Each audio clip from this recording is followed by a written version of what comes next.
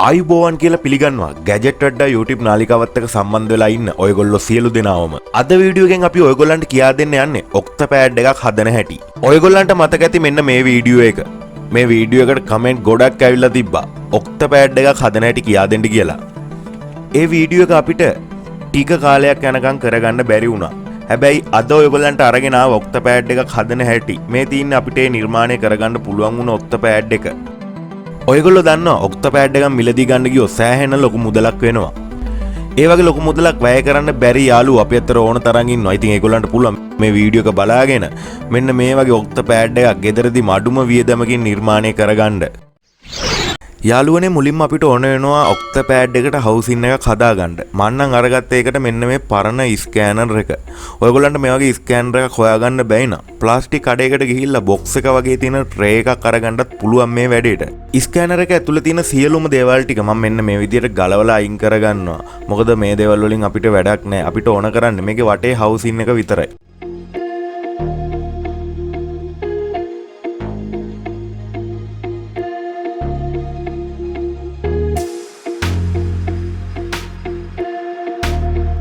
මෙන්න මේ විදිහට තමයි අපිට අන්තිමට ඉතුරු උනේ හවුසින් එක. අපේ වැඩේට නියමයට ගැලපෙනවා. octapad එක සයිස් එකටම මේ කේසින් එක තියෙනවා. ඔයගොල්ලෝ දන්නවා සාමාන්‍ය octapad එක කොටු 8ක් එනවා. අපි දැන් බලමු මේ කොටු 8 හදාගන්නේ මොන වෑන්ද කියලා.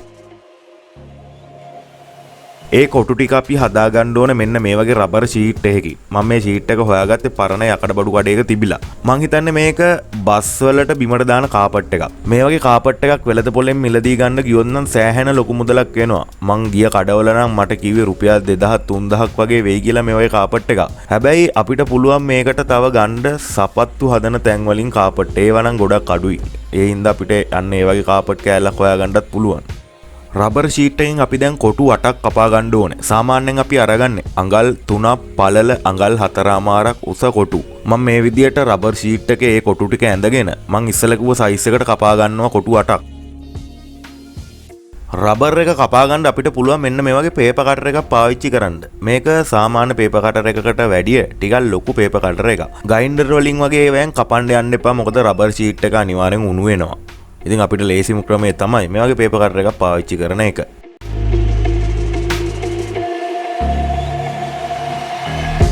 මේ තියෙන මං කපාගත්ත කොටු 8. මං ඉස්සෙල්ලා කිව්වනේ ඔයගොල්ලන්ට සයිස් එකක් කොටු කපා ගන්න ඕනේ. ඒ ගානම ඕනේ කියලා එකක් නැහැ. ඔයගොල්ලන්ට පුළුවන් ඔයගොල්ලන්ගේ හවුසින් එකේ ගානට ඒ කොටු ටික බැලන්ස් කරලා ගානට කොටු 8ක් කපා ගන්න.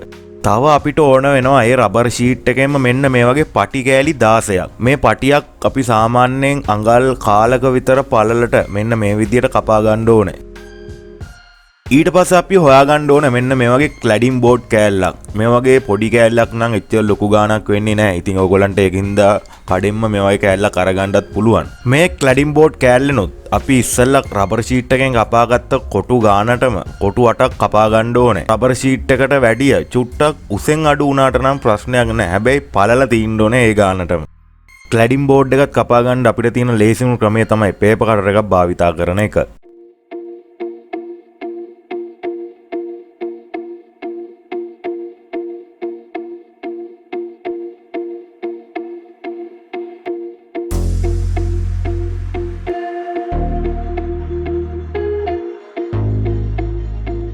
රබර් ෂීට් එකෙන් කපාගත්ත කොටු ගානටම ක්ලැඩින් බෝඩ් එකනුත් කොටු 8ක් මම කපාගෙන තියෙනවා. රබර් ෂීට් එකෙන් කපාගත්ත කොටු වල මුල්ල මම මෙන්න මේ විදියට කපලා අයින් කරගන්නවා. හැම මුල්ලක්ම කපන්නේ නැහැ. ඔයගොල්ලන්ට පේනවා ඇති මම මේ දැන් පොලිමකට 4 ගානේ කොටු තියලා තිනවා. එතකොට මේ මැද්දේ පොඩි හිඩසක් වගේ තියෙනවා. ආන් ඒ හිඩස හිටින්න විතරයි මම මෙන්න මේ විදියට කපාගන්නේ. මෙන්න මේ විදිහට මම කොටු ටික පිළිවෙලකට තියාගෙන තිනවා. දැන් මම මේ කොටු වලට අංක ටිකක් දාගන්නවා 1 ඉඳන් 8 වෙනකම්. එතකොට අපිට පුළුවන් හරිම ලේසියෙන්ම කොටු ටික ගානටම පැටලෙන්නේ නැති වෙන්න ලස්සනට අපේ හවුසින් එකට සම්බන්ධ කරගන්න. ඔයගොල්ලෝ දන්න ඇති ක්ලැඩින් බෝඩ් වල දෙපැත්තෙන් මෙන්න මේ වගේ ස්ටිකරයක් එනවා. මේ ස්ටිකර් දෙක අපි ගලවලා අයින් කරගන්න ඕනේ. ඒ විදිහට ස්ටිකරේ ගලවගත්ත ක්ලැඩින් බෝඩ් කෑල්ලයි රබර් ෂීට් එකෙන් කපාගත්ත එක කොටුවකුයි අපි එකට අලව ගන්න ඕනේ. ඒකට අපිට පුළුවන් පාවිච්චි කරන්න සුපර් ග්ලූ වගේ ගම් జాතියක් නැත්නම් මල්ටි බෝන්ඩ් ගම් එකක් පාවිච්චි කරන්න පුළුවන්.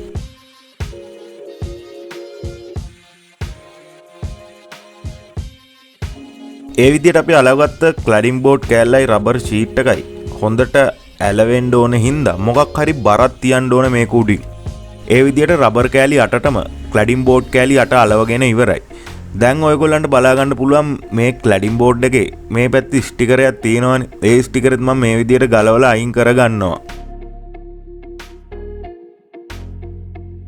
ඒ විදිහට අපි ස්ටිකරේ අයින් කරගත්තට පස්සේ ඕගොල්ලන්ට බලා ගන්න පුළුවන් අපි ගත්ත ක්ලැඩින් බෝඩ් එකේ පාට. ඕගොල්ලෝ කොළ පාට එකක් ගත්තොත් කොළ පාට. දැන් මම සුදු පාට ක්ලැඩින් බෝඩ් එකක් ගත්ත ඉඳන් තමයි මේ සුදු පාට තියෙන්නේ. ඒ සුදු පාට ලේයර් එකත් මම මේ විදිහට ගලවලා අයින් කරගන්නවා. දැන් ඔයගොල්ලන්ට පේනවා ඇති ක්ලැඩින් බෝඩ් එක කළු පාට වෙලා තියෙනවා. අපි මේ විදිහට සුදු පාට ලේයර් එකත් අයින් කරගන්නේ සෙන්සර් එක මේක උඩ හොඳට ඇලෙන්න ඕන හින්දා. ඒ විදිහට කොටු 8ම මම හදාගෙන ඉවරයි. දැන් අපිට තියෙන මේකට සෙන්සර් ටික අලව ගන්න. මේ තින්නේ සෙන්සර් ටික. මේ සෙන්සර් වලට කියන්නේ පීසෝ සෙන්සර් කියලා. මේ එක සෙන්සරයක් රුපියල් 30ක් වගේ පොඩි මුදලක් වෙන්නේ. අපි දැන් මේ 8ම ක්ලැඩින් බෝඩ් එක පැත්තට අලව ගන්න ඕනේ. පීසෝ සෙන්සර් වල මැද තියෙන සුදු පාට රවුම තමයි පොසිටිව් පින් එක. වටේ කහ පාටට තියෙන්නේ නෙගටිව් පින් එක. අපි හදාගත්ත කොටු වල ක්ලැඩින් බෝඩ් එක පැත්තට මෙන්න මේ විදියට සෙන්සර් ටික අලව ගන්න ඕනේ.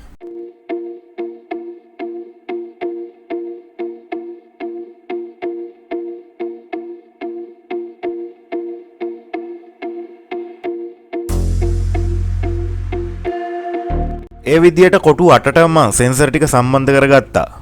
ඔයගොල්ලන්ට මතක ඇති අපි මුලින්ම මෙන්න මේ විදියටම පිළිවෙලට තියාගෙන අංක වගේක් දාගත්තා. දැන් ආයෙත් සැරයක් ඒ අංක පිළිවෙලට අපි මේ කොටු ටික හදාගෙන අපි සර්කිට් එක සම්බන්ධ කරන පැත්තේ ඉඳන් දිග 90 වයර් ටික සම්බන්ධ කරගන්න ඕනේ.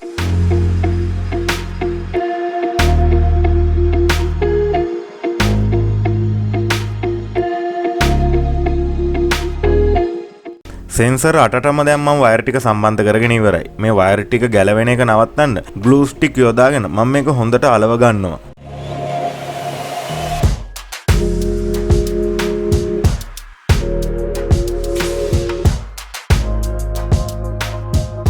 යාළුවනේ ඔයගොල්ලන්ට මතකද ස්කෑනරේ තිබ්බ පියන? ආන්ගේ පියන යටපැත්තේ තියෙනවා මෙන්න මේ වගේ පංච් එකක්. මම මේ පංච් එකත් ගන්නවා අපේ වැඩේට. ඒ විදියට අපි ගලවගත්ත පංචක මේ කේසින් එකේ ඇතුළට තියලා අලව ගන්න ඕනේ. ඕගොල්ලෝ මොන කේසින් එකේ හැදුවත් ඇතුළට අනිවාර්යයෙන්ම පංචක සම්බන්ධ කරගන්න ඕනේ.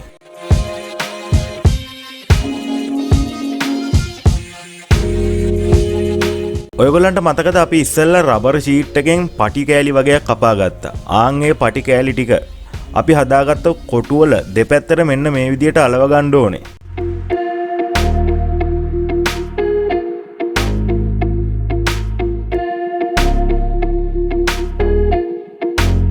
ඒ විදියට හැම කොටුවකටම පටි කෑලි දෙක ගානේ අලව ගත්තට පස්සේ කේසින් එකට මේ විදියට කොටු ටික අපි තියාගන්න ඕනේ අංක දාගත්ත පිළිවෙලට.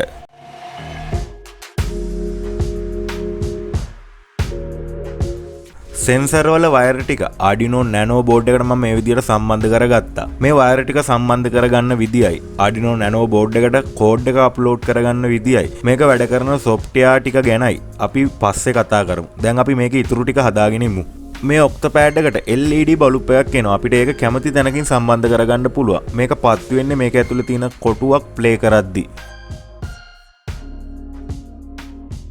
Arduino බෝඩ් එකට data cable එක මම මේ විදිහට සම්බන්ධ කරලා Arduino බෝඩ් එකත් අපේ octapad එකට සම්බන්ධ කරගන්නවා.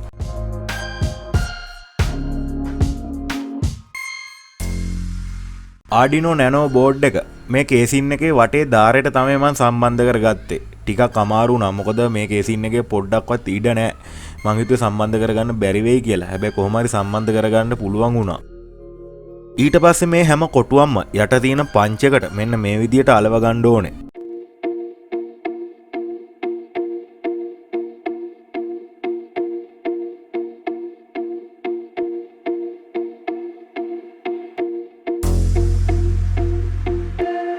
ඊට පස්සේ අපේ octapad එකේ වයර් ටික මම මෙන්න මේ විදියට පිළිවෙලකට හදා ගන්නවා.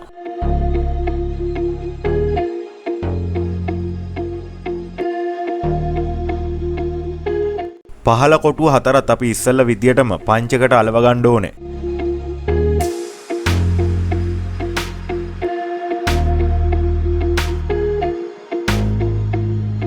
අපේ octapad එකේ වැඩ දැන් ගොඩක් දුරට ඉවරයි. අපිට දැන් තියෙන්නේ මේක උඩින් පින් එකක් මේ වගේ අලව ගන්න එක. මම ඒකට ගත්තා මෙන්න මේ වගේ ස්ටිකර් එකක්. ඔයගලන්ටත් පුළුවන් මේක ස්ටිකර් කඩවලින් මේ වගේ එකක් පින් කරගන්න. අපි ගත්ත ස්ටිකර් එක ඔක්ටපෑඩ් එකේ කොටු ටික උඩ මෙන්න මේ විදියට අලව ගන්න ඕනේ.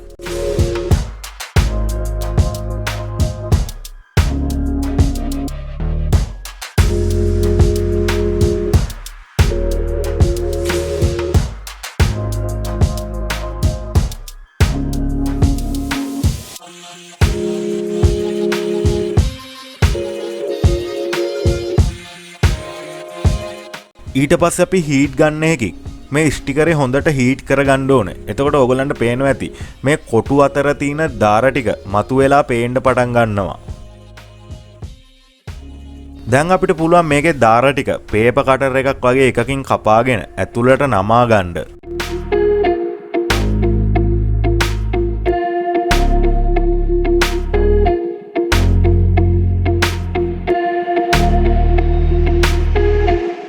දැන් ඔයගොල්ලන්ට පේනවා ඇති මේකේ කොටු ටික වෙන වෙනම ලස්සනට පේනවා. දැන් අපි තව සැරයක් මේක හීට් කරගෙන මේ ඇතුළට නමාගත්ත දාර ටික ඇතුල් පැත්තට හොඳට අලව ගන්න ඕනේ.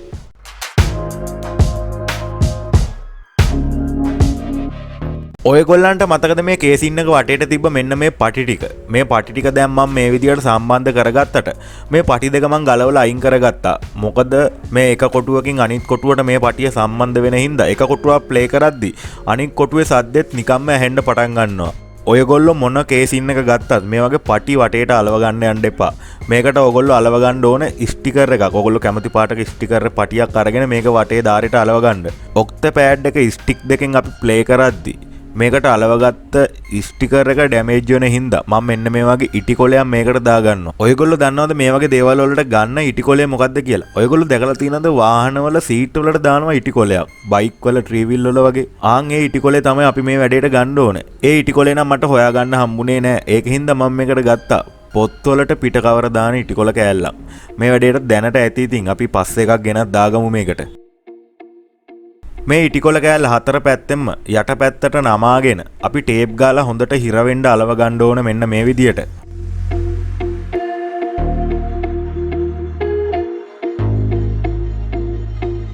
ඉටිකොලේට ටේප් එහෙම ගහලා ඔක්ටපෑඩ් එකේ දැන් වැඩ ඉවරයි. ඔයගොල්ලන්ට පේනවනේ දැන් සුපිරියටම කඩෙන් ගත්තා වගේ ඔක්ටපෑඩ් එකක් අපිට දැන් තියෙනවා. දැන් ඔයගොල්ලන්ට මම පොඩි දෙයක් පෙන්නන්නම්. ඔයගොල්ලන්ට පේනවද මං කලින් කිව්වා වගේ මේකේ දෙපැත්තේ තිබ්බ පටි ටික මට ගලවලා අයින් කරන්න වුණා. ඒ වෙනුවට මං අලව ගත්තා මෙන්න මේ වගේ කළු පාට ස්ටිකර් එකක්. ඔන්න අපේ ඔක්ටපෑඩ් එක අපි දැන් සම්පූර්ණයෙන්ම හදාගෙන ඉවරයි. අපි දැන් මේක පොඩ්ඩක් ප්ලේ කරලා බලමු කොහොමද මේකේ තත්ත්වය කියලා. USB කේබල් එක හරහා මගේ PC එකට මම දැන් මේක කනෙක්ට් කරගෙන තින්නේ. අපි දැන් බලමු මේකේ සද්දේ කොහොමද කියලා.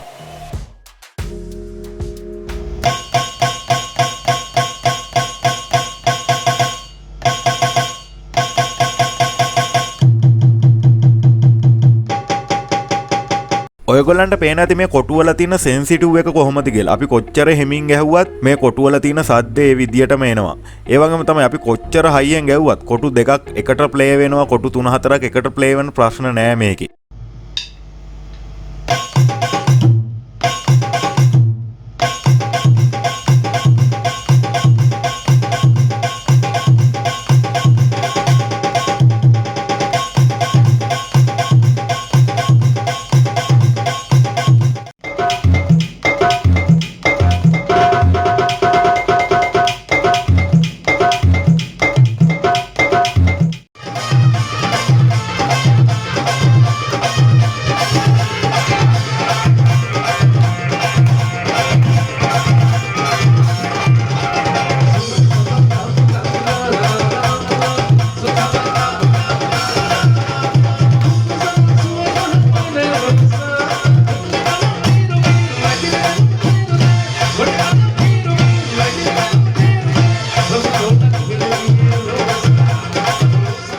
කොහොමද අපි හදාගත්ත ඔක්ටපෑඩ් එක සුපිරි නේද යාළුවනේ? ඔයගොල්ලෝ වැඩි හිතන්න යන්න එපා මං ප්ලේ කරපු එක ගැන. මට ඔක්ටපෑඩ් ප්ලේ කරන්නම බෑ. ඔයගොල්ලන්ට දැන් අනිවාර්යයෙන්ම හිතෙනවා ඇති මේකට අප්ලෝඩ් කරන කෝඩ් එක ගැනයි. Arduino board එකට වයර් ටික සම්බන්ධ කරගන්න එක ගැනයි. මේක වැඩ කරන්නේ මොන software එක හරහාද කියලාවත් කියා දුන්නේ නෑනේ කියලා. ඒකට හේතුව තමයි අපේ වීඩියෝ එක තව ගොඩාක් දික් වෙනවා.